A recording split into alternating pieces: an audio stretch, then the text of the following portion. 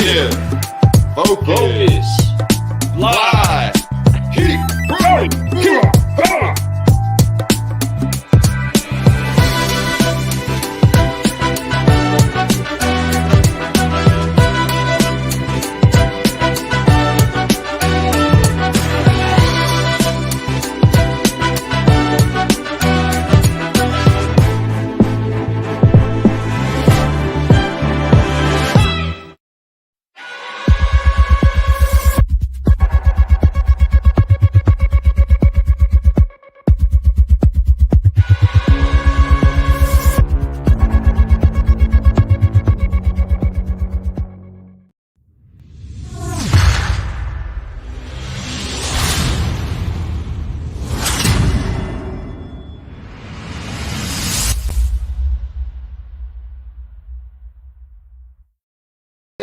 Hey, good morning, car guys and car gals. It's Lou Ramirez, the car guy. And it's Frelin Arts, the subprime hero. And we are brewing solutions on the Car Guy Coffee Podcast. Good morning to you. Do us a favor and get this all spread out. You know Tag the a deal. car guy. Tag a car girl.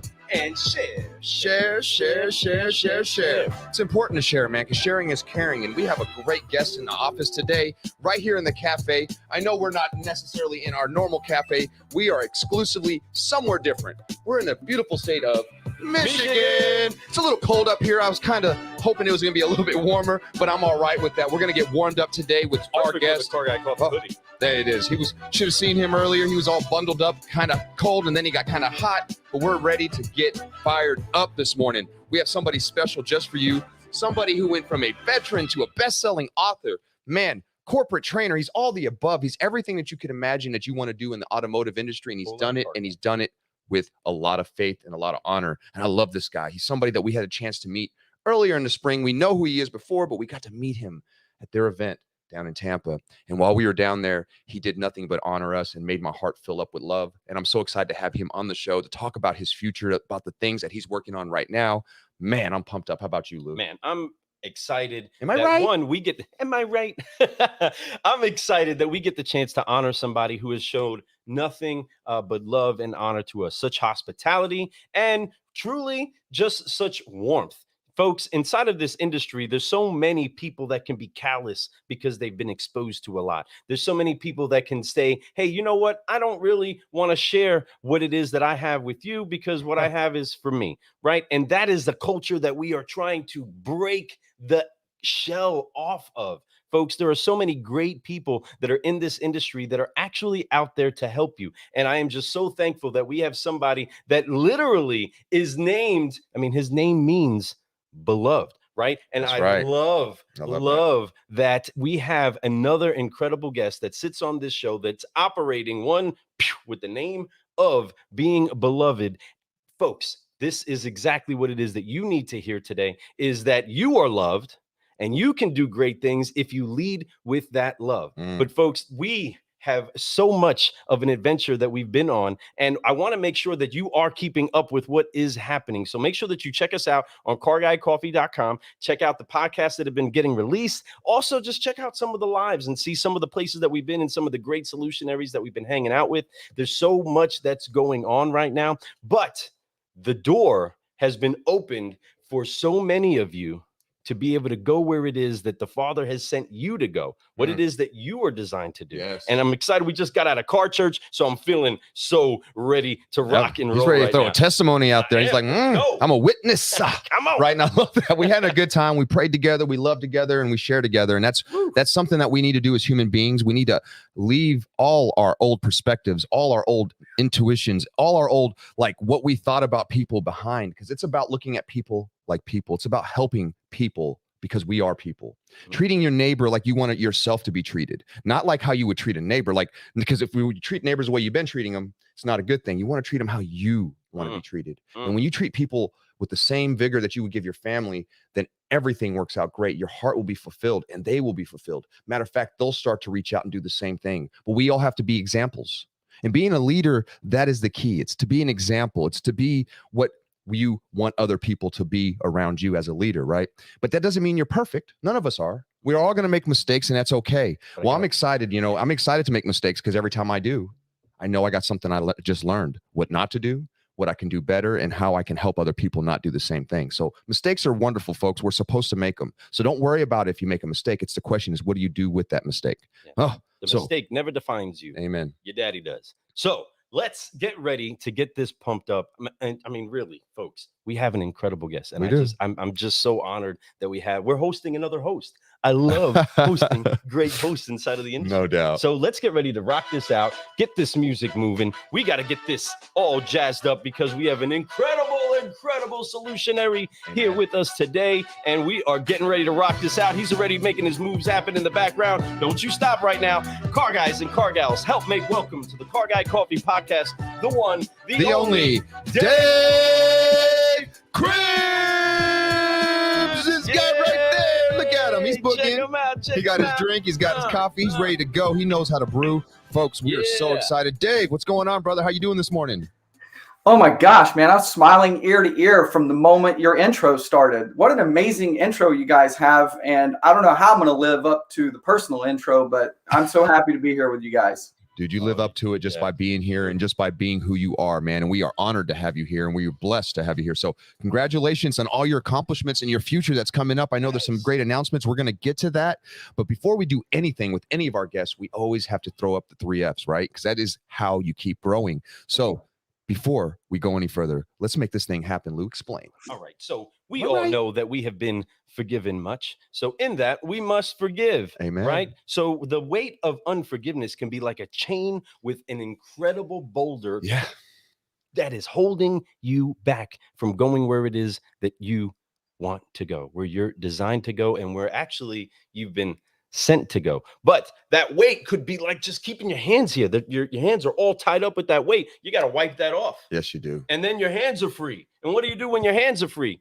You get focused. You block out all of the distractions. You block out all of the things that can take you off of the path you're supposed to be going, and you get zeroed in to where you're supposed to go. Once you get focused, then you stretch out in faith and you begin to fly. And once you're flying, well, then you keep growing. You keep. That's right. Growing. So join us real quick as we do the secret handshake. He's already done it with us before, folks. He already knows these moves. Okay, he knows these moves, right? But let's go ahead and do it for everybody on 3. 1, 2, 3. Forgive, focus, fly, and keep growing. Keep growing. Yeah. That's right. That is right. I'm pumped up, positive, and productive right now because I have my man flying and keep growing right now. So pumped up, man. I got a lot of bounce in these pillows over here.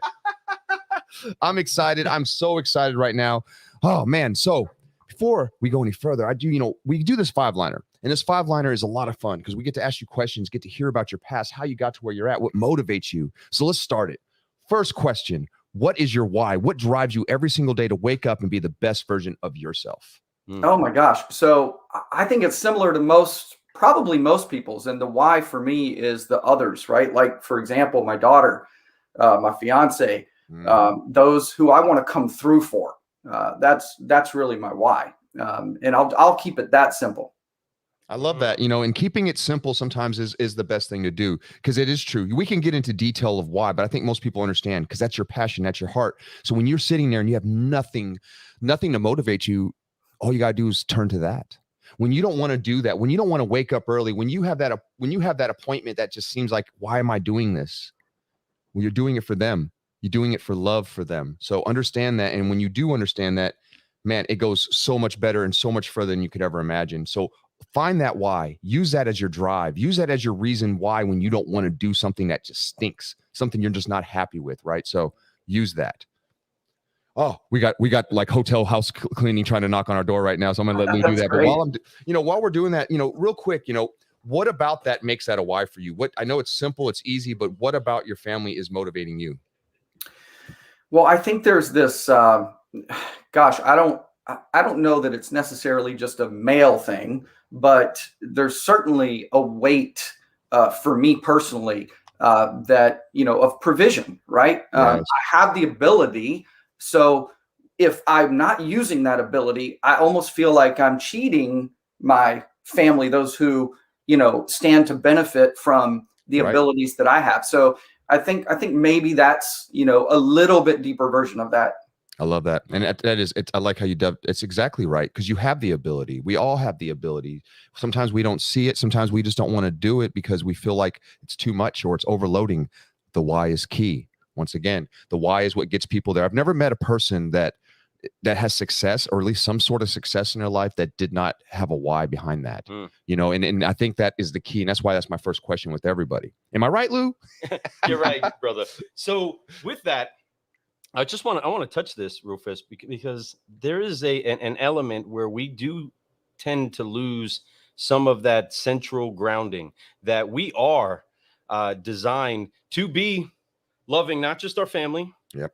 but our extended family, those Yep. that we work with, those that we do life with, that we do church with, that we are in the community with. And inside of that, if we're not grounded into understanding why we have value for each of them, there's something that you have inside of every relationship that is supposed to come from you, whether it's the encouraging words that you have, whether it's just being the supporter, whether it's being one that does help arm and equip other people to do great things. You being centered on that why helps you to achieve all those things. And I don't know if you guys are watching this now or you're hearing this on the podcast in the future, right? There are so many of you that are trying to find that why and trying to zero in on that. I encourage you to dig deep, really deep, into the things that truly bring you joy. The word says that the joy of the Lord is our strength, right? And perfect love drives out all fear. So when we're operating inside of love and we're operating inside of joy, we're strong, we're fearless, and we actually have capacity to take on more and more relationships with our friends, with our brothers, with those that we're designed to do life with. Why would you say it is so important for people to get grounded on that? I know that I can throw a whole lot of words on this, but Dave, what is it that you've seen as far as somebody that's anchored to a why compared to somebody that doesn't have an anchoring? Where would you see there being a difference be with those? This is just kind of a bonus extra. Yeah. So, you know, when I think about it, I think about the fact that, hey, man, we get ungrounded, even the best of us, we get ungrounded all throughout the day. So I think the maybe what makes a person a little bit more grounded, if you will, or have experience a little bit more success in whatever area that is, could be, you know, personal, relational, business, whatever that might look like, is how fast we get back on track. So again, you know, I make mistakes all day. I second guess myself. I do different things, and I'm sure that many of us do, but it's how fast do you recover from that? And you know, if you can focus a little bit more on the recovering as quick as possible to overcome, then I think that for me has served me well. Focused on the recovery. I love that, because a lot of times we can get so distracted and focused on the injury, right? On what happened, what went wrong, what can't I do now that this injury occurred, rather than saying, wait a minute, why am I sitting still? Why am I sitting in traffic for just a little bit longer? Why am I not on that plane that I was so supposed to be on, right? What is it that can happen in that? Why am I sitting inside of a bed during recovery right now? I broke a leg, you know, I went through a surgery, whatever the case is. What is it that's happening, instead of the woe is me and man, this all so sucks so bad? What can we get out of that in recovery? Because it's not just the thing that's broken that's in recovery, it's also your spirit. That's the thing that gets people the most, right? Is the spirit of them when they're in that mode of being either immobile or not feeling well, whatever the case is. It's so important that you just remove that distraction. Don't get focused on the injury. And I love that you focus on that recovery. That's strong, brother. That's good stuff. That's really strong stuff. You know, obviously I think he knows a thing about a thing or two. A thing or two. So a thing or 12 or a thing or more. It's very true, you know, and I think that this subject is a big deal. That's why it is our first question, and to dig deep into it, you know, I think that people out there, sometimes they lack that, or maybe they don't realize that's what's missing, or that's what they need to focus on when they're in those pits. So man, thank you. Great answers. Great stuff. So let's figure this out, Mr. Dave. Yeah. Brother, what was it that brought you to the automotive industry? Well, you know what? As you mentioned in the intro, you know, I was in the Army, fresh out of school, went into the Army, served 2 enlistments, about 5 years. And I got out and I came home, and I knew that I had too much of an entrepreneurial kind of spirit, if you will, to make a career out of the Army that I was in. I loved it, and it was a great experience. And I commend everyone who serves. In fact, I have a son that has more time in than I did currently, and he's probably going to retire. But for me, I just felt like I had this itch to get out in the world and try to do something else. And I came home back to Florida, and I always loved cars. And I found out that my aunt had started selling Nissans. So I called up my aunt. She had only been working, I think, 3 or 4 months.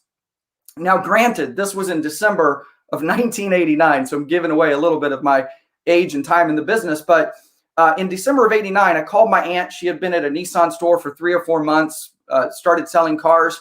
I called her up and I'm like, hey, how much money could I make if I was selling cars? And she said, Dave, she goes, not many people make it, but if you can make it, you could probably make $30,000 a year. And I'm like, are you kidding me? $30,000? I'll be rich. Yeah. I'll be rich. And quite frankly, that is what attracted me to the car business in the first place. And when I walked in the store and I sat down with the gentleman who interviewed me, he began to tell me, as in his position as a new car manager, he was making right around 6 figures at the time, right around 100 grand. Well, 100 grand back in 1989, that was like presidential money, right? So my ears perked up, and that's actually how I was initially attracted to the auto business. What? Yeah, I know that it's amazing. A lot of us do it by accident, in a sense. You know, we hear somebody's story that says, hey, you can make X amount of dollars, or I made X amount of dollars, and you're like, what? And your ears pick her up, right? You know, like an entrepreneur thing. Go on. I know what you meant, right? Go on, tell me more, right? So like, I remember the same thing for me. I've heard something similar, you know, and when I heard it, I was dumbfounded, like, what? And I asked them, where'd you go to school for this? I don't even have a high school diploma. I'm a GED. I'm like, what? Are you kidding me? What am I doing? Right? So of course it was always there, you know, and I think that it's a blessing, and we're thankful that you found. I'm glad that you said it was your aunt, right? And I'm so glad that you ran into her and she told you about this business. She told you about the whole big $30,000 you can make, you know. In 89 though, keep this in mind, folks, in 89, 30 grand was big money. I mean, military, you probably were knocking down 15 grand a year, maybe, when you were in after 5 years, right? So when you got a chance to come out and you're doubling your income overnight, you're like, what is going on? And I don't have to worry about going AWOL or getting in trouble, Article 15s. I could literally just go sell cars and have fun. So, you know, I think that's great. I think that it's really cool that you sat down with a manager, and I think that's what happened to Lou and I. We sat down with a really good manager our first week in business, right? And when we sat there and they told us what the opportunities were in this business because of what they've been through, man, did it make me go, whoa, hold on a second. It's so big. This is so much opportunity. We need to do this. And when they tell you, hey, they see the same thing inside you, then you really get encouraged. You're like, okay, I could really make this work. And we all had that feeling. There's a reason why we all just said, hey, let's go do a commission job and let's sell cars to people that we don't know, because we all have that inside of us. We know that we're people, and we love to help, and we also love to make money. So this business worked out really good with all that stuff. You know, by helping people, you get paid. What? And you get paid really well if you hustle and if you work. And what I found really quick, and I'm sure Dave, you found the same thing, was 80% of the people on the floor, there was no competition. It was like that top 3 or 4 salespeople that you had to sit there, learn from, I listened to, and then you try to get in their spots, right? You try to get up to the top level with them and within them. And it was almost like easy, because the 80% of them just kind of went by, just like most people. They kind of just go by in life. They're happy with that little check, and they say, hey, look, I sold 1 car this week. Yay. Right. And it's the Excalibur comes into play, right? When you jump in, some people come in and some people do extremely well, and some people come in and they try, but it's just not their thing. You know what? Thankfully, it was your thing. Obviously, right. Now you're a corporate trainer. You've been training people all across the world, really. You've been able to do a multitude of things. You've been a podcast host. You implement so many different training things, like auto dealer. I mean, come on, we can keep going about what you've done. There's so many beautiful things that you've done, and we'll get into that here in a little bit. But man, blessing after blessing. I'm so glad you got in this business. You know, when we get in this business and when we do the things that we do, we run into people that are really like influential to us. You know, you talked about that manager that said, hey, I make almost 6 figures a year. And like you said, in 89, that was presidential money. That's still pretty good money now, but nothing like it was in 89. 89, that was long money. And so like when you run into these people, there's been people who influence you. There's been people who have helped you. They've been people who said, hey, make this pivot. And it's been the right choice for you. If you were to name one or a few, doesn't matter, who would those people be that helped you make that pivot in your life? Oh, this is a short list and it's really simple. That's awesome. That first guy, by the way, that I sat down for that interview, I worked for him for 15 years. Oh, man. And he is my mentor, one of my best friends to this day. He owns a staffed event mail marketing company. Awesome. And I traveled all over the U.S. with him, helping him launch that and doing staffed events and walking into dealerships we'd never been in. And that was just a really cool part of my career as well. But his name is Matthew Coffey. A lot of people out there in the world will know him in this business. And then, of course, my connection with David Villa, right? Connected with David Villa in 2014. I went out on a limb. This is a crazy story, by the way. I'll make it real short. No, don't. No, just bring it. Show, brother. Bring it. I want to hear this. Thank you. Around 2014, I just felt like I've held every position in the store, from salesperson to GM, internet manager, finance manager, used car, new car. I mean, you name it. And I've experienced it. And I got to a point in 2014 where a dealer had me on as a GM and they wanted to sell out the store. And I had to kind of make a decision on what I was going to do. And at that time, I decided, you know what, I'm going to start training myself. I've had a passion for it forever. That was my big thing when I was in the stores, was developing others. And because someone developed me, that gentleman I mentioned earlier, Matt Coffey. So I said, I'm just going to start from scratch. I'm going to start a YouTube channel. I'm going to put up some trainings and I'm just going to see what happens. And I put up a video, and I think 2 days later, I got a call from David Villa. I happened to be looking for a trainer. And then I saw a picture of him, like, dude, I know you. And I talked to this guy every morning at Starbucks. Never knew he was in the car business. Holy guacamole. And so it was definitely a God thing. So bottom line is, I went over for an interview. He said, I want to bring you on board. We have this vision. We're a marketing company, but we also want to take all of our clients and also offer them training while they're on our advertising program. And so the vision was to create Auto Dealer University, an online training platform. And the vision was to have multiple trainers. And so that it wasn't personality driven, like nothing wrong with that. But we wanted something that was a little bit different, that had a lot of diversity in the training. So fast forward a few years, and we got that launched. And now the owner of that company is David's father, Michael Villa. He sold out to him Auto Dealer University. And I'm still the lead trainer there. We have about 40 trainers across the U.S. And the really cool thing about that platform is that not only do we have about 40 trainers, but I would say over half of the trainers are managers that are running stores right now. So you're getting real-time training from successful dealers that are sharing what they're doing to succeed. It's just an amazing platform. So back to the question, Matt Coffey, David Villa in 2014.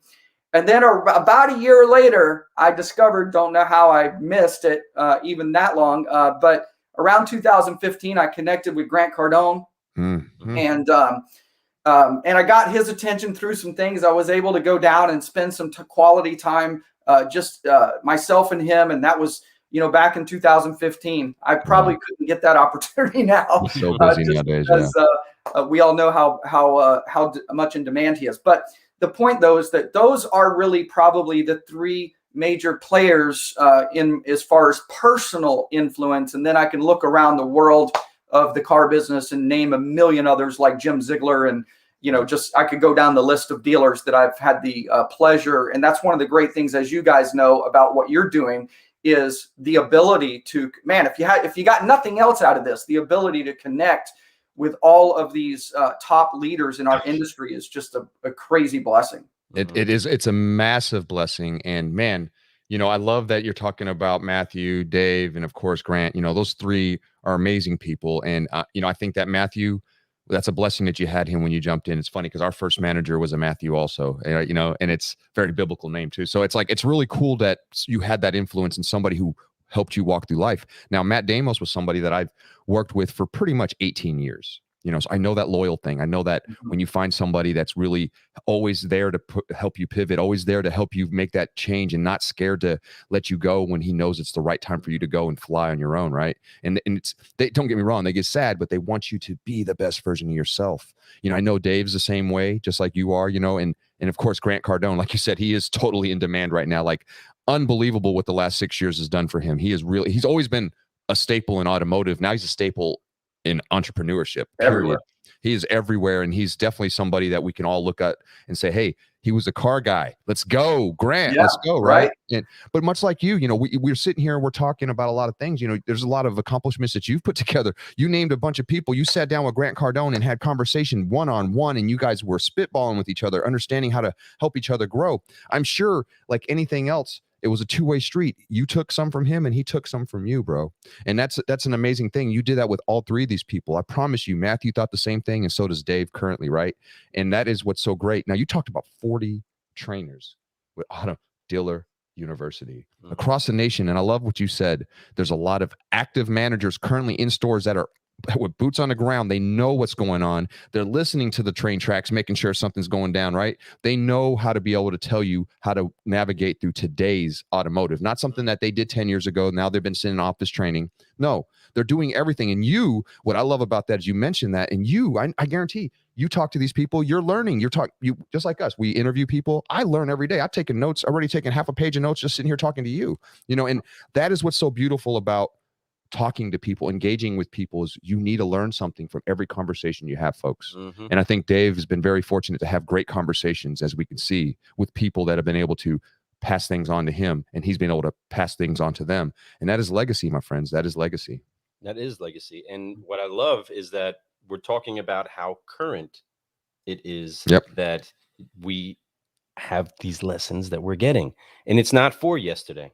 And a lot of it isn't for tomorrow, because you don't have it yet. No, we don't have tomorrow. It's not guaranteed, folks. Right? It is for now. And that's literally the name of the mastermind group that you all pulled together, is the Now Mastermind. And folks, I want to go ahead and put a plug in there real fast, because that is coming up quicker than you know, and that's going to be in December. Tell us a little bit more about that before I drop a little other David on here to talk about it. Well, my gosh, if you've, well, you guys have been, so you know firsthand, but if you've ever been involved with anything that David Villa and the team at IPD put together, they pull out, all the stops, and they have a team that actually, like a concierge team, if you will, that's taking care of the guests while they're there. They do a lot of exposure and publicity for different dealers and vendors. And I really call them industry partners more than vendors. I hate that term, actually. I love that, actually, industry partners. But our industry partners, we do a lot of spotlighting. But the best thing, the biggest thing, is that how difficult it is to grab dealers, GMs, and owners of stores and pull them out of their environment and bring them to a quote unquote, car gathering. They live cars, right? So get them to stop what they're doing, come here to actually get more education, more relationship. And I actually probably should put that one first, because we're rubbing elbows with the best of the best in the country. And the last one attracted about 40 different dealers from across the US. We were packed. Now we're trying to figure out, and we have a huge facility, but we're trying to figure out how we're going to pack in 60 of these same caliber dealers. And as you guys know, it's an incredible experience. It absolutely flies by, feels like no other conference, if you will. We're all in the same room, and we're all really collaborating. It's like a 3-day whiteboarding session for dealers. It's amazing. Love it. It's phenomenal. And it is nothing but love in that room, and sharing and literally sharing. Everyone is sharing. I've seen people taking notes, taking pictures, taking videos, because they want to bring this back to their stores and to implement them immediately. This is something that's an opportunity for you dealers out there, for you vendors that really want to learn something and maybe share what you have. Check it all out. I'm going to tell you, we had the opportunity to be there, and it was such a blessing. It was probably really the way it really built so much more inside me than people could ever imagine. That day was very divine to me. Yeah, it was. It really made it. I started having visions that day. It's weird, but long story. But we'll talk about that another day. It was an incredible. But it was a beautiful event. The people there were top notch. Like he was saying, it is industry leaders across the country sharing and talking about how they're doing different things like across the nation. This is what works for us with this. This is what works for us with that. And we're sharing, and we're like people. It was beautiful. It really was a lot of fun. It was now. It was, and that was then. Right. So let's talk about what's getting ready to come now. Car guys and car gals. Check out IPD agency in Tampa, Florida, and founder of Now Automotive Mastermind. Listen, June 7th, this past June, it was an amazing time. Myself, our staff here, we had 45 dealer principals and general managers just like you here in our Tampa offices for an incredible mastermind. And listen, I'm talking about some amazing ideas, some extremely difficult challenges were shared, and listen, solutions were born and conceived right there in that room. Dealers left there talking about how incredible it was. Look, I believe that iron sharpens iron, and so we're doing this again, and we're doing it bigger, and you are invited. It is totally free, no charge. However, it's limited to 70 dealers and GMs. Only dealers and general managers are invited, but we want you here in Tampa, Florida. It is December 6th. It's a Monday, and it's a half a day on December 7th on a Tuesday. Let me just explain to you what we're doing really quick. We're going to be talking about the subjects that came out of you and your colleagues. I'm talking about recruiting. We're going to talk about a hot topic right now: talent acquisition and high performance culture. We're going to talk about handling staffing needs. You and I both know in this season right now, that's a hot topic. We're going to talk about training. Listen, training is necessary, but if you train the same way you did 20 years ago today, or even 2 years ago, you're missing the boat. We're going to talk about retaining. Retention is big. We're going to talk about how to combat. This is a big one right now. The competition working to take your team, and selling without inventory. Can I get an amen? Selling without inventory and used vehicle acquisition. If you didn't amen the last one, you amen that one. Amen. These are subjects that are hot right now. We're going to talk about this December 6th and December 7th. One more thing I want to tell you. December 7th, we're actually going to have this part on site at a local dealership. Furman Chevrolet in Tampa, Brandon. We're going to have an on-site kind of like reality deal. We're going to do reality drills, desking scenarios. We're going to have live meetings. We're going to have some real live BDC exercises, right? Live calls in front of everybody. Some things you've never seen. Mastermind out of the box. Look, the speakers are dealers just like you, and it's not an event like a conference. It's a mastermind. It's open floor. So you're all can weigh in. But Mike Savoda, he's a general manager of Buchanan Chrysler and Chevy. He will be sharing. This guy's taken his store, Chevy store, from 50 to 271 in the last 2 years, including record months over the last 2 months in pre-owned sales. Also, we have Matt Lasco, owns Lasco Ford, Waterford Mitsubishi, Grand Blanc Mitsubishi. Matt's going to be with us. We have Brad Wise. He is the executive GM of Furman Chevy, from 350 to 750 new and used over the last 3 years.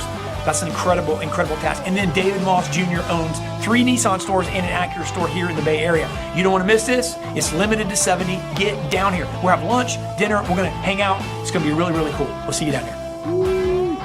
Oh, man. Oh, man. Oh, man. That's going to be exciting. And he's so right on the money with that. You're talking 70 dealers, exclusive. It's going to be fun. I'm excited about going to Furman Chevrolet and checking out what they do there, the training. I'm looking forward to looking at the BDC, seeing all this stuff.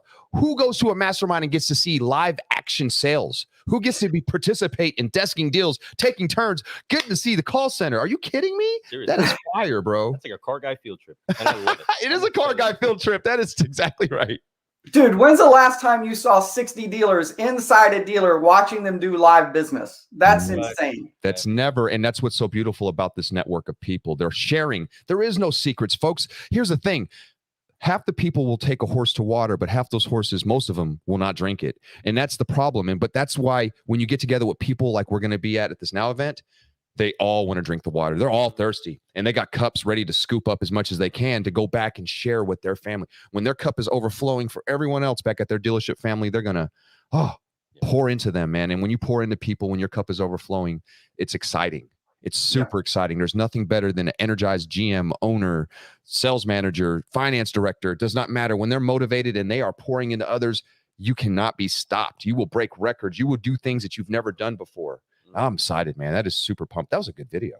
That's a great video. They got a whole lot of them. Make sure that you go check them out. Get yourself all jazzed up and excited to go out to this event, because it is going to be a great event. Again, for us, it was something that helped to solidify, but also send us into the direction that we were going in, right? We were already scheduled to be a digital dealer. We were already set up to start doing the things that we were doing, but we had the opportunity to jump inside of that mastermind with some incredible industry leaders. I learned so much that day. We admire, we look up to, we honor tremendously. And then they reciprocated that honor back to us. And we were like, we didn't even know if anybody even knew who we were inside of the room, right? True. And it was like, it was so surreal to us. I mean, we left there that night. We went and bought Happy Meals because we were that happy, right? We felt like kids. McDonald's Happy Meals because we were that happy. That's not a joke. Seriously, He's being serious. not We a left joke. there and we did that because we're like, dude, this is like the best day ever.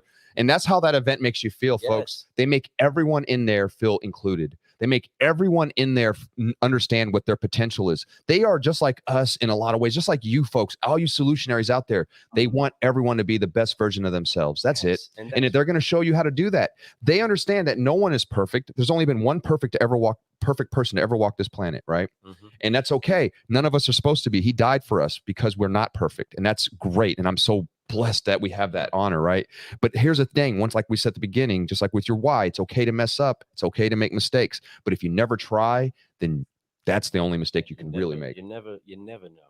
Man. So I encourage you all to meet us down there for that event. I'm pumped. This will be a great event. And understanding that we are going on a car guy field trip, that is something that is historical. I can't think of another mastermind that's ever taken that many people to run through a dealership and see it that way. But if you really want to get some hands-on understanding, seeing it is way different on a board, whether it's a paper board or whether it's a dry erase board, and hearing all the philosophies come out and passing a microphone, but getting ready to jump up inside of a vehicle, roll over to the lot and see things live and in action. That's some other level stuff that this hands-on learner loves to get. But I want to learn a little bit more. I want to get a little deeper into this talk with my man, Dave. Dave, I'm sure inside of this, the Army career or the time that you spent inside of the military, the time that you spent inside of the car check it out. business. While he was an Army vet, I'm just going to do a quick little side note on this. He was an Airborne air assault jungle demolition expert, folks. What's up, Airborne? That's cool, man. Come That's on. like, that is like the coolest job ever, right? That's the job kids think It's a that they're scary getting when they job go and into that's the a Army. dangerous job, folks. That's the other side. But it is so necessary. It was so necessary and still is necessary in our military and our members. And people like that, people who take on jobs like this, have a huge heart. They're out there trying to do things that are dangerous. Think about that. Demolition expert. Come on. That's called selfless. That's service. called boom, taking care of like a whole, like if you need an opening in the jungle, it's gone, right? It's taken care of. But airborne, folks, that's a big deal also. I don't know if you guys know much about military and Army, but being an airborne, big deal. So, man, honored to have you on a show and honored to talk about that with your past military career, man. Because I know it's in the past, but you are a veteran, and we both are veterans. He's Army, I'm Air Force. Always a soldier. And honor that, man. We appreciate your service also. So, and we do. And so inside of that, I want to know, with all of that careering that you've done and all of that jumping out of airplanes and helicopters and doing all the stuff that you've done, you've had some great challenges. You've had some great victories in this industry. But what has been the hardest lesson that you've had to learn up to today? Ooh, that's a big one, man. That's a big one. I guess I could say maybe stepping out, because stepping out and getting in front of people. So, for example, I don't know if you guys are aware of this, but they say that the number one fear that people have is public speaking, and that goes in front of even dying, which is pretty crazy when you think about it. So that has been my number one fear my entire life, is speaking publicly. And ironically, that's a lot of what I do, right? Train, speak. I've spoken on stage. I've spoken on the keynote stage at Digital Dealer. I wasn't the keynote, but one of our spots was on the keynote stage. And of course, I've spoken at many conferences, emceed, hosted, podcasts for 9 years. I mean, when I say that, people kind of like think I'm joking, but every time I speak, I'm scared to death. But here's what I figured out. I figured out it was the number 2 fear for me, because the number 1 fear was not being heard. Oh, man. Not being able to experience the things that I wanted to experience, where the only path was speaking. And sometimes that even just boils down to speaking to a customer, right? Especially picking up the phone and calling someone cold out of the blue, right? And with the idea that this might lead to a sale. So even, to the smallest thing you can think of when it comes to speaking, I would say that's probably bigger fear than jumping out of a doggone airplane. Wow, folks, do you hear that? Bigger fear than jumping out of a dog. Wow. Think about the first time that you've taken that up. Think about the first time that you were released, car guys and car gals, those of you that worked on a lot in that capacity. Think about the first time that you were released. Some of you were happy and eager and pumped up and excited. And there's also that fear of, I'm going to flub this sucker up. I am going to totally jack up my word tracks. I forgot even how to say, hello, welcome to blank dealership, right? Hi. Like there's that fear that jumps in that you're going to mess something up. But understand that if you're the one that's leading the conversation, you're the one that's engaging, you're the one that's going with it. And even if you are, whether you're a keynote stage for a moment, you're standing, you're speaking, people are there, you're a public speaker. That's what's happening. I love that in the military, right? Even inside of leadership training, that's something that they had to teach us. That's something that there was a block of an instruction of how to become a block of instruction teacher, right? You had to go through that public speaking forum with all of your other soldiers there so that you can learn how to present a block of instructions to help people out. I'm sure that that's helped to give a little bit of guidance to you. I know it's helped me tremendously in being able to deliver a message and give a lesson, but you do that consistently. This is fruit begets fruit begets fruit. This is fruit bearing fruit. You breaking past the mold of your fear has then empowered you to create a business that is ultimately empowering many, many, many people to get over that same exact fear. And I can only imagine where other people would be had you not gotten past your own fear, that you even still today, you still get up, you jump on the show, you say, hey, I'm ready to go. I'm a little scared. I don't really like speaking too much, but I have something to say.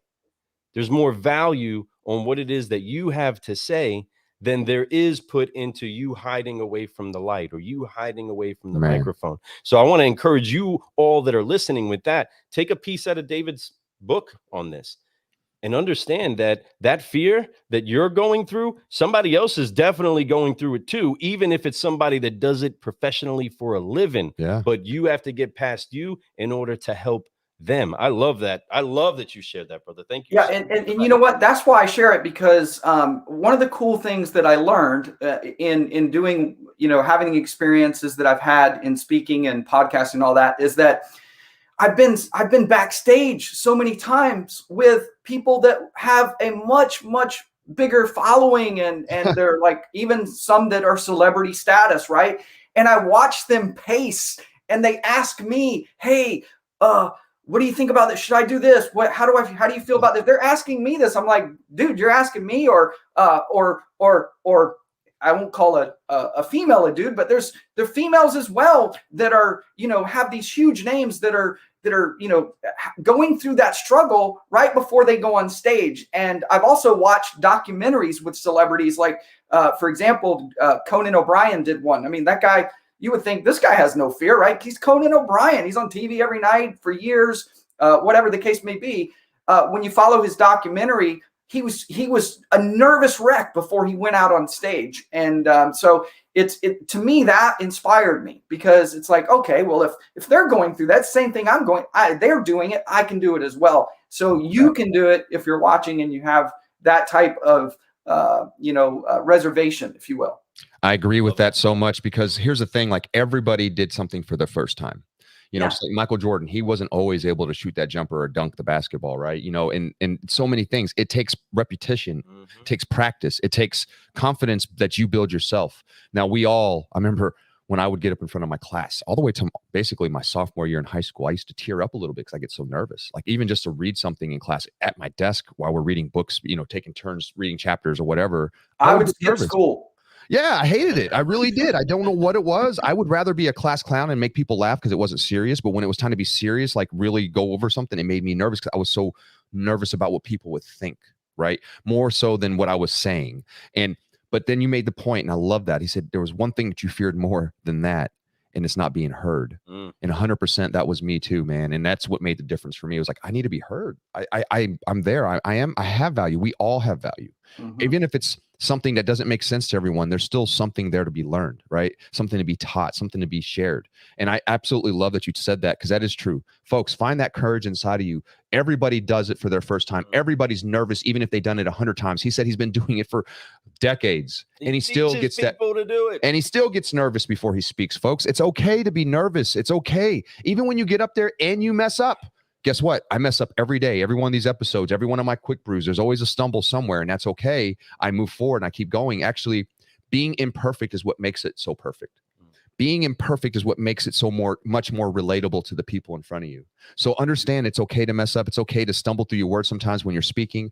Just forgive, focus, and fly, and keep growing, right? That's right. Man, that's amazing. And you know, you're bringing up some great points, and I love that you're sharing that with you and being with everybody and being honest about how you really truly feel about that, because that is true. It is exactly right, man. And I'm glad that you mentioned other people, celebrity status people, even back there pacing, worried about what they're going to say, because we all, once again, want to make sure that we deliver something that's going to be encouraging, something that they're going to be learned, that's something that'll be taught to people, something that they would believe is worth value to them. And if it you know, but here's the thing, it's always valuable. Every conversation, everybody you speak to, there's always something of value there. So understand that and keep growing, man. I love that. Thank you for sharing that.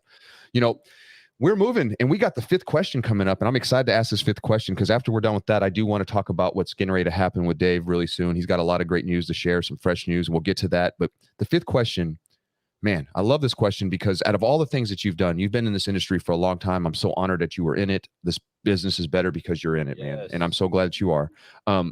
But through all this, you've had some great things happen to you. You've had some, you know, accolades. You've been able to speak on stages. But out of all the stuff that you've been through and all the things that you've received, what has been the greatest reward for you up to this point?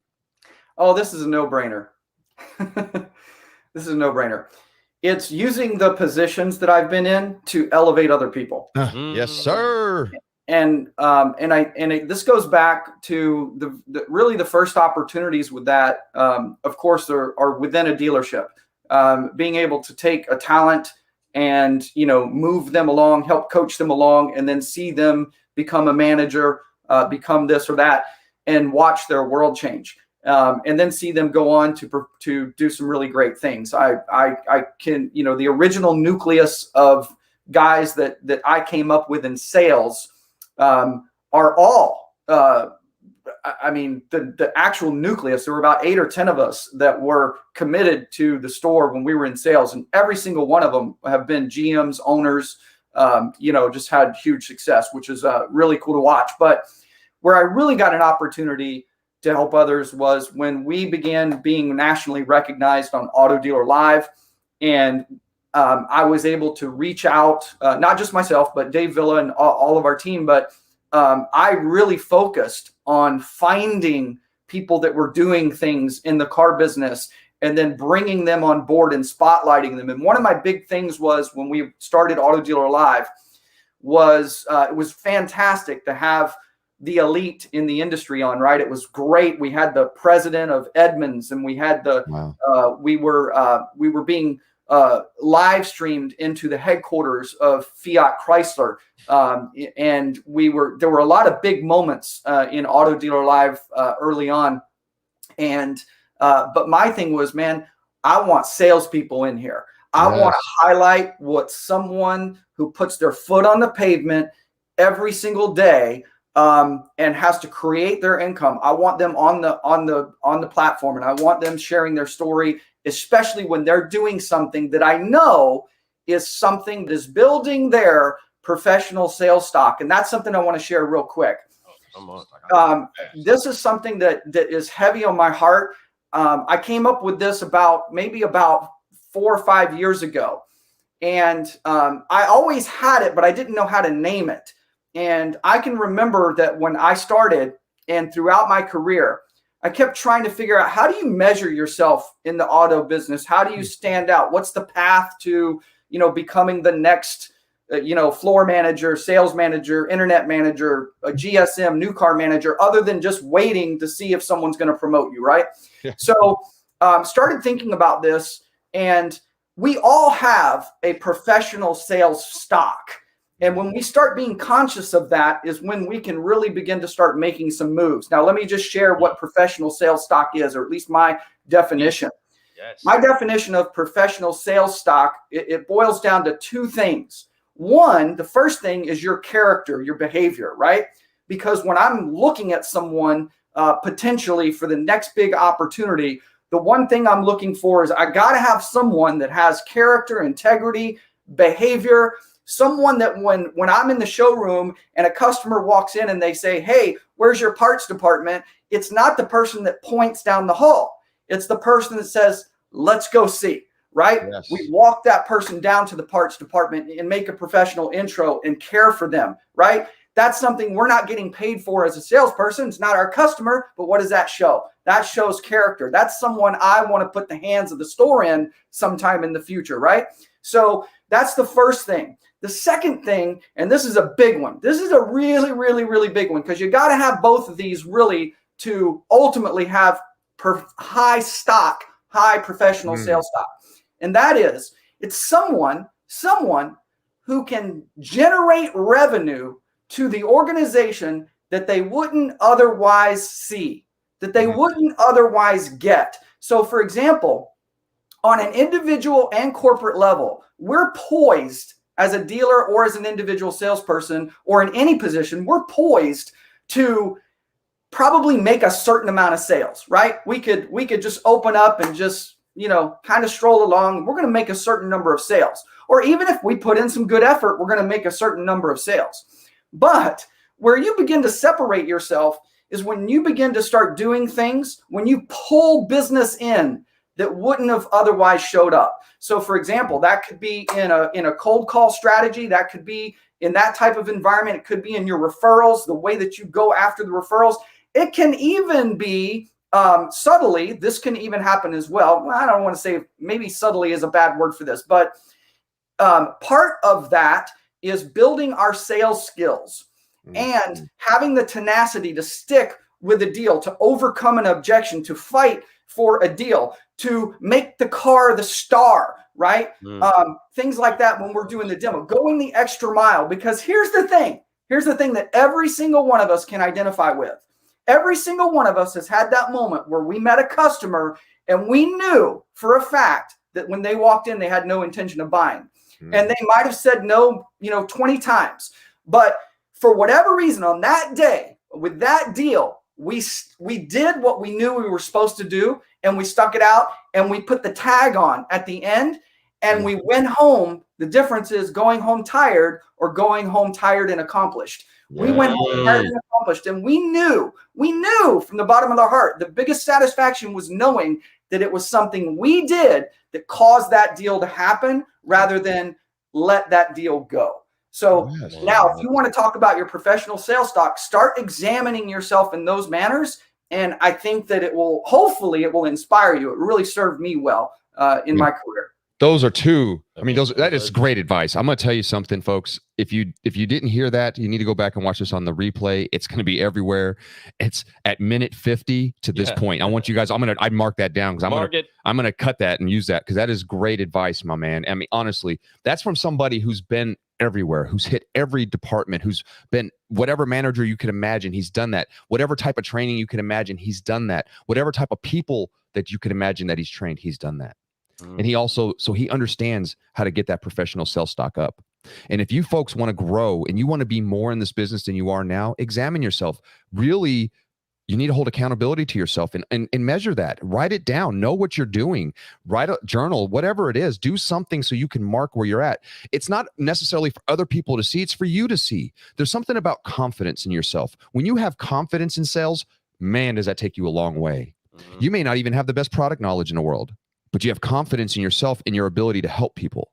You have confidence in yourself to be able to take somebody from, I'm just looking to, thank you for helping me buy this car today, right? I didn't realize it would be this easy. That's why I was just looking, and a lot of times what we do is we overcomplicate things. We try to make things too hard, but really it gets down to those basic things right there, folks. Work hard on those things, show what you can be, and your professional sales stock will jump up, much like how that Shibu Inu is right now, right? That whole, it's doubled. But anyway, no, that's fantastic. I love that you talked about that being your greatest reward, that you're able to see other people shift in this business. We talked about your 3 people earlier. We talked about Matthew Coffey, Dave Villa, and of course Grant Cardone. And then there's many more, but those were big names right there.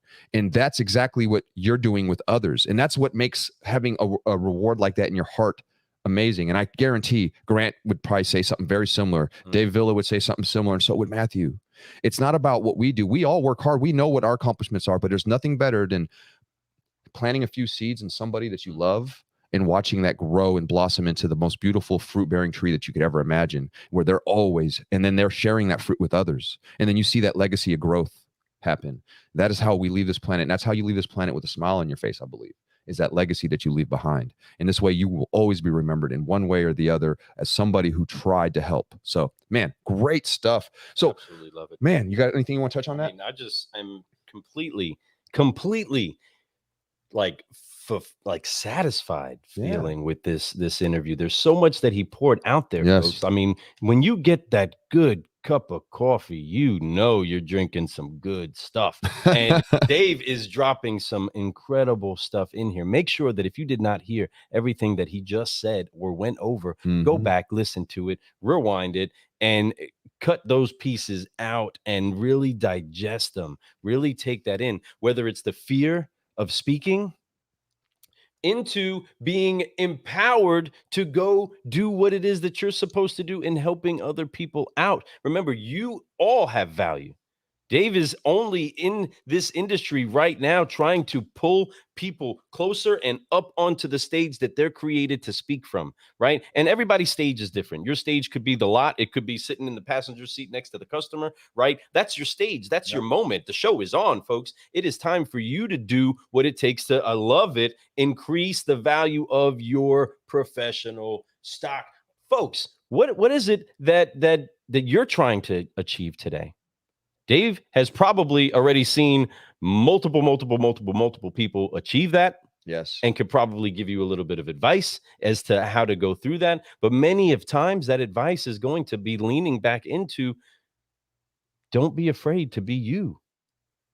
He's going to give you the opportunity to be you. He's going to help train you into being you, right? A lot of times we have to be trained into being who we are because we're so just filled with extra distractions. Not to cut you off, but keep note what Lou just said there. It's who you are.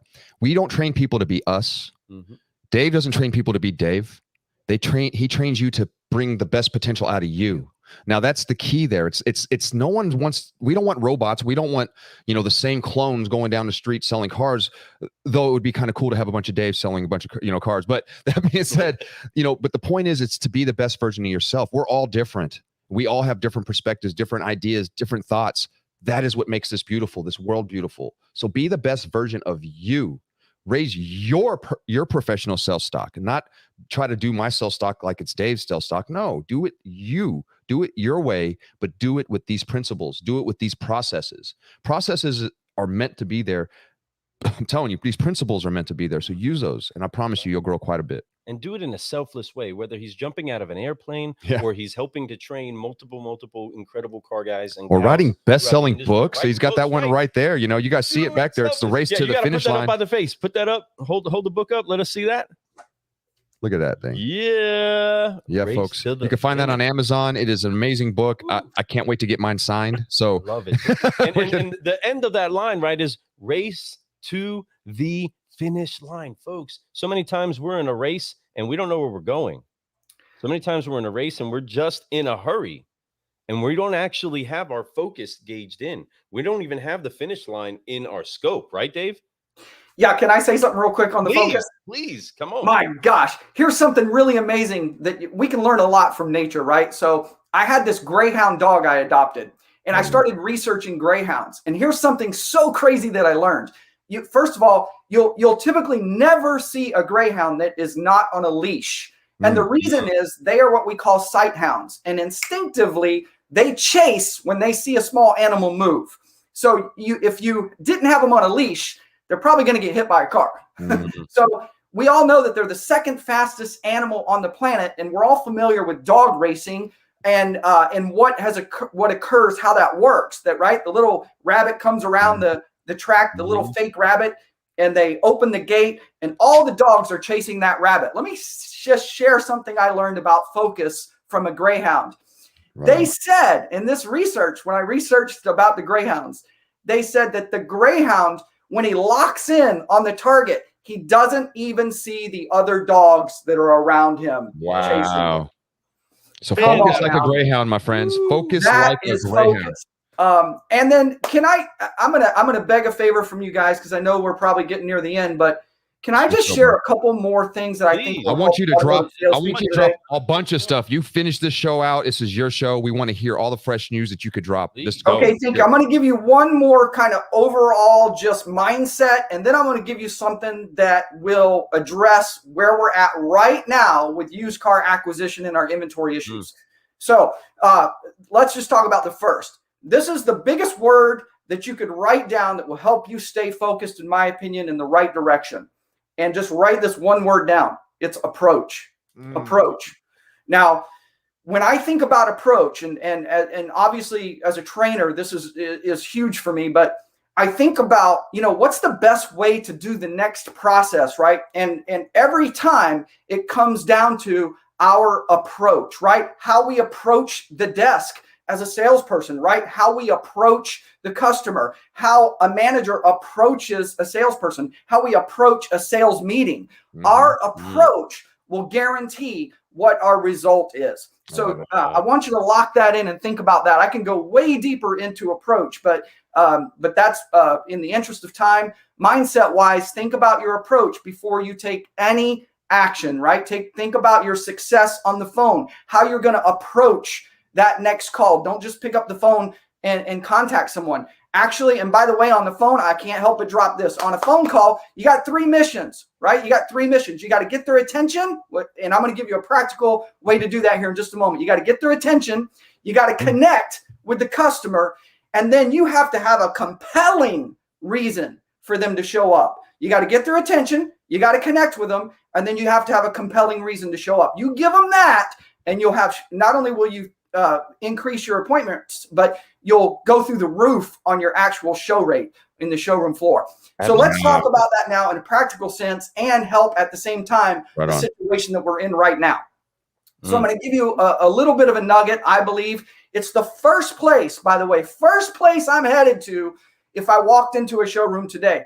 Give me the lease list. Give me the lease list. Let me see all those leases. Where do I get those leads? Give them to me right now. I'm getting on the phone. I'm bringing people in today. Here's how we do that, okay? Here's how we do that. Remember, what was the secret success of the phone call? Get their attention, connect with them, give them a compelling reason to show up. I'm going to do that all by using the truth and what's happening that they can relate to right now in the marketplace. Yes.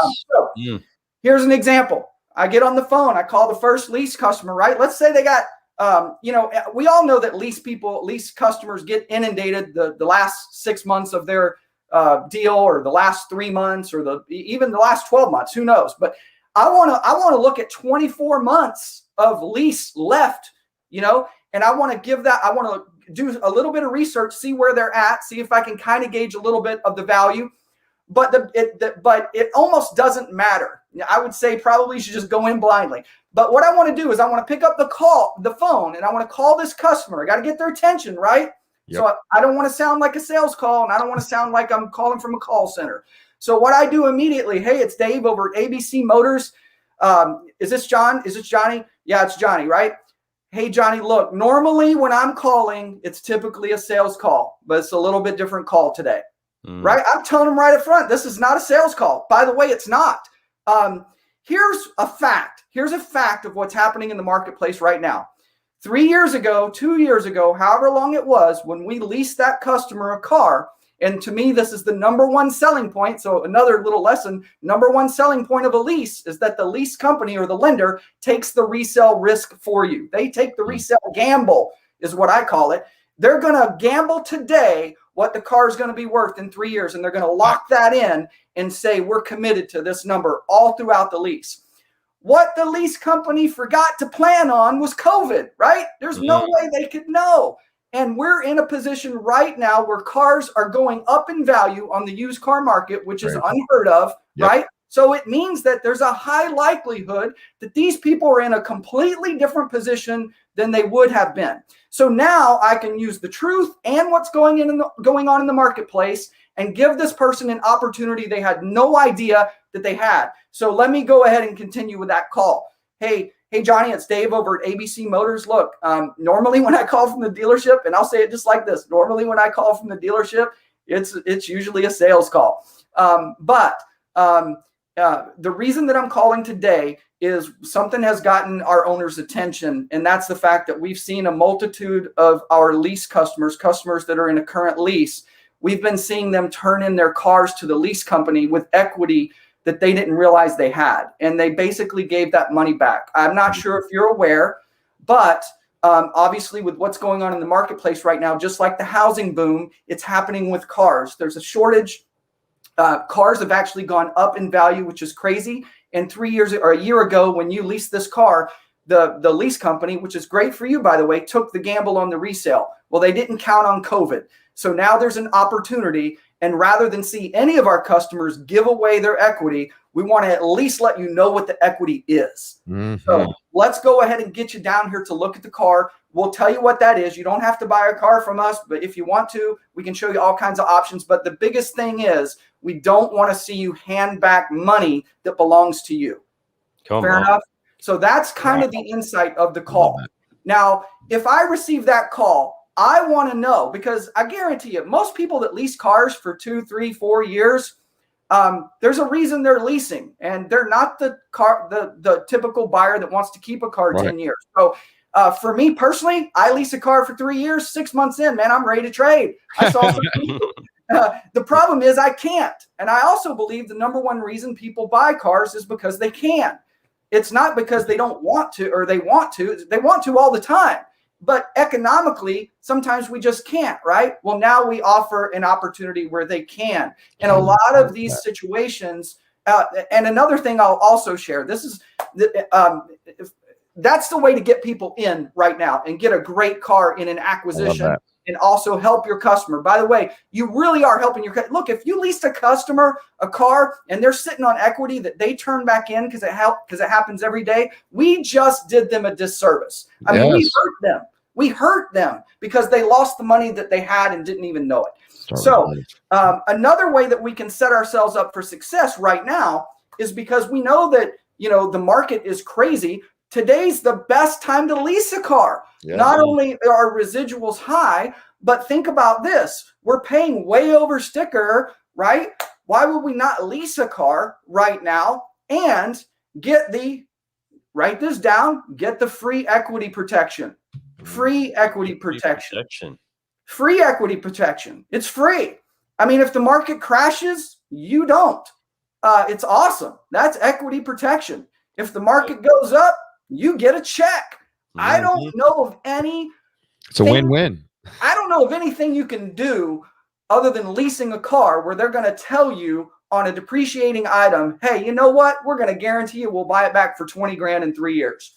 And we're not going to change our mind even if the bottom falls out. And by the way, if the bottom doesn't fall out and the market soars, we'll just give you the money instead. Wow. That's insane. And yet that's what a lease is. So,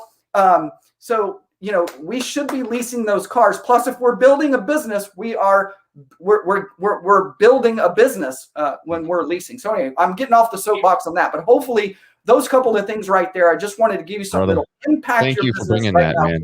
Thank you for bringing that. Attention, connect, and a compelling reason for them to show up, folks. And he just gave you guys an example of what you can do right now in today's marketplace. Right now, that is real-time advice. Go out and search that. If you have a store that has the lease, if you're not touching the lease customers, you're missing great opportunity, not for you to move units, but to serve your community, to serve your clients, to give them an opportunity to gain that equity that they're missing out on, because if they just go drop it off, most dealers are just going to soak it up, right?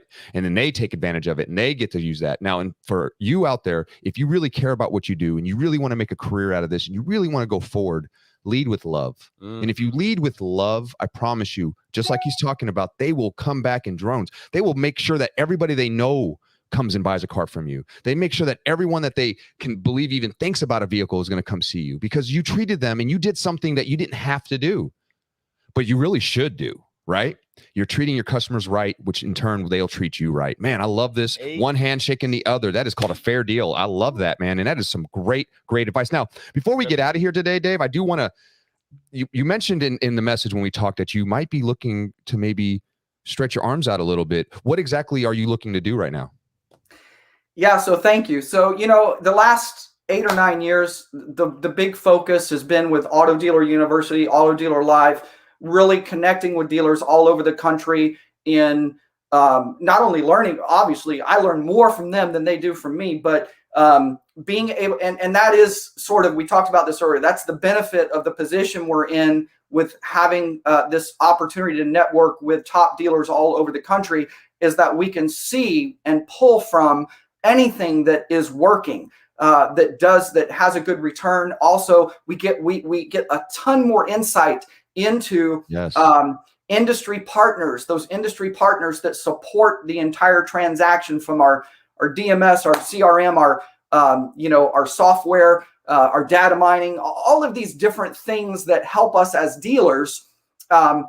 Being able to actually become intimately familiar with a lot of these companies and understand which ones are really helping move the needle for dealers, that has been the focus. And going into dealerships and doing the live training. Oh, by the way, I just got to plug this, the Auto Dealer University, kind of like the conference coming up.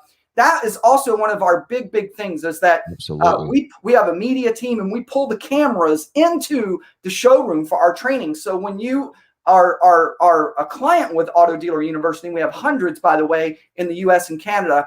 But when you're a client, you get to walk into not only a live training session that you can see. So here's an example. I'll just give you an example. For example, here locally, Brandon Honda is one that we did.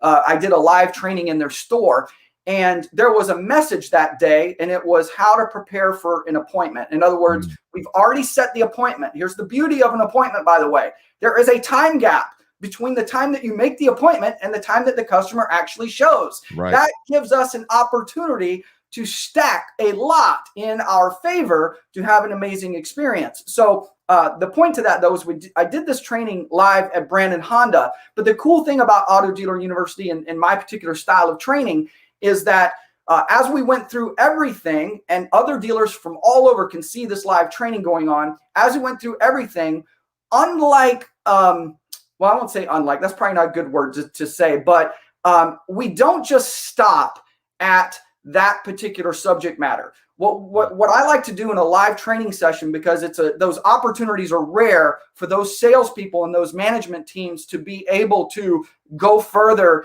if they're engaged in learning something. So the point, though, is that I do a complete open, we do open, I called it open phones or open lines. But at the end of a training, after all those questions are handled, I just ask the entire room, hey, anything else? Anyone think of anything that they feel like they might want to see a little more growth in, or any question that you have? I don't care if it's finance, used cars, deliveries, phone calls, whatever. Let's roll. It's open, that's completely exposing yourself. It's kind of like a stump the chump, right? Yeah. Ask the trainer type thing. So, but the great part of that is that organically we can now add value to a whole bunch of individuals that maybe are struggling or wanted some growth in one particular thing that training wasn't about, but we can go down those roads and hit everything. So anyway, that's one of the beauties of Auto Dealer University. But back to your question, what's going on with me now? So through the amazing opportunity to be able to do this in store after store after store after store, and sit with owners and dealers and consulting, I have reached a point in my career where I want to go back now into a store and create a story for that particular store, one particular store, where, whether it's a 50-car store or a 500-car store, let's take that store, let's move it to the next level. And that is what I'm making myself available for now. Big news. I've had some amazing offers from different parts of the country. But I am I have not made any decisions yet as far as where I'm going to land, but I'm going to do that very soon. So I do appreciate the platform to be able to at least share that. Man. And if you're a dealer watching and you just want to have a little bit of conversation with me, you're welcome to reach out. My information's on the screen now, and I appreciate you guys. And you guys know, even before I was a guest, I made it very clear that myself and our team, Auto Dealer Live, Auto Dealer University, IPD, we fully endorse you guys as really the place to go for dealers to watch, Oh my goodness. to watch and learn. You have We no honor idea that. how much that We makes us appreciate that. smile. And that endorsement is so Huge. valued to Big us. time to us, yeah. But we want to do the same with you and let everybody in the industry know that you Dave Cribbs, are 100% CGC approved. Yes, sir.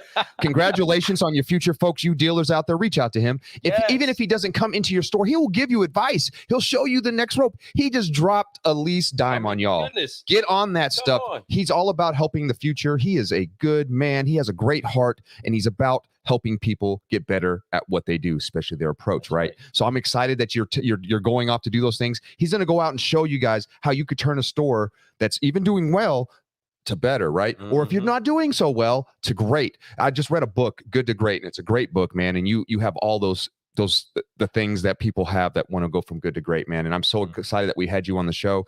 And thank you so much. Once again, when we came down to the Last Now event, you guys blessed us. You honored us so much that to the point where we consider you all family. So anything we could ever do for you, you let us know. And I know it's the same way the other way. That's why it's called a two-way street. This microphone is yours, brother. And as much as you want to encourage the industry to get to that next level, please, please, please, let's continue to share this. I love that we dropped that ACC on y'all so y'all can act right when you get out there and deal inside of the industry. Love you all. Hey, let's get ready to go off and do what it is that we do today. You've been sitting over here on social media. You need to get to work, y'all. I appreciate y'all watching the show. We thank you for hanging out with us, bro. We about to go help out work to deal up here. That's Sisters of Savings. Here we come today. We are excited to have some fun up in here. Car guys and car gals. I am Lou Ramirez, the car guy. And I'm Frelin Arts, the subprime hero. And we've been having a blast brewing solutions with one of the best, Mr.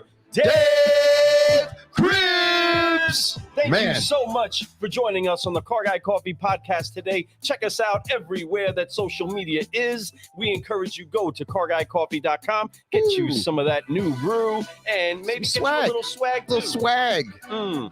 That hat, that shirt, it's all there. Hey, listen, reach out to us. We reach out to you. We love you. Dave, thank you for being here. Hold on 1 second. We're going to close this thing out with a quick video, and I want to just talk to you before we go. But, man, I appreciate you for being here, folks. If you don't know, now you know. Make sure if you want to reach out to him, you got his email and you got his phone number. It's right there on the screen for you. We love you guys. Have a great day. Go out and crush it. Everybody that's been commenting, we love you all. Thank you so much for all the comments. We're going to get back to giving you some love.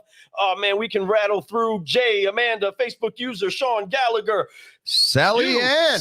Yeah, my friend all the way from England doing her 75 hard challenge. What's going on? She's not even automotive as she's checking this out. I love that. With the electrolytes. Yeah, she was the electrolytes. Yes. What a cool accent. Yeah. Melissa, Russell Hill, Ron G. Love and you so many all. others on LinkedIn that we don't get the comments from. We appreciate you all. LinkedIn, everyone out there. We'll get back to those posts. We will comment back to you. Thank you so much for being here. Go out and grow, folks. Go out and grow. Make something happen. Love you all. We're out.